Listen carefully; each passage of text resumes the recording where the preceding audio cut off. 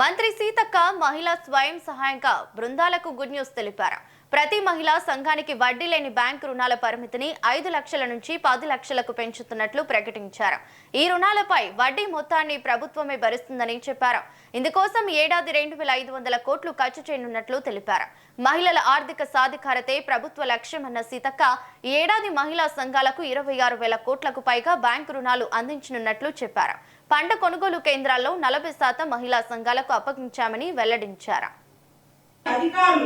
మనసు పెట్టి ఒక ఏమంటారు ఒక ఫ్యామిలీ రిలేషన్ లాగా మీరు మెయింటైన్ చేస్తే మీరు వాళ్ళ దారిలోకి వెళ్ళి వాళ్ళని మళ్ళీ మీరు అనుకున్న లక్ష్యం వరకు తీసుకొస్తే తప్పకుండా సక్సెస్ అయితే మనం వాళ్ళతోటి టైం స్పెండ్ చేయాలి.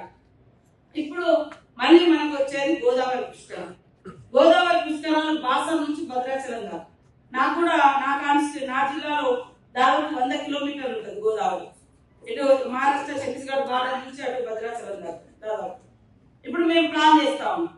మేమే కాదు మన సిఓ గారు అక్కడ మనకు బాసర నుంచి భద్రాచలం దాకా ఈ గోదావరి పుష్కరాలను కూడా ఎక్కడ ఏ ఈవెంట్ ఉన్నా ఎక్కడ జనాలు జమ అవుతారు అనుకున్నాం. మనం ఇందిరా మహిళా క్యాంటీన్ ఎట్లా పెట్టినామో అట్లనే షాప్స్ జస్ట్ 15 రోజులు 1 వీక్ అధికారులు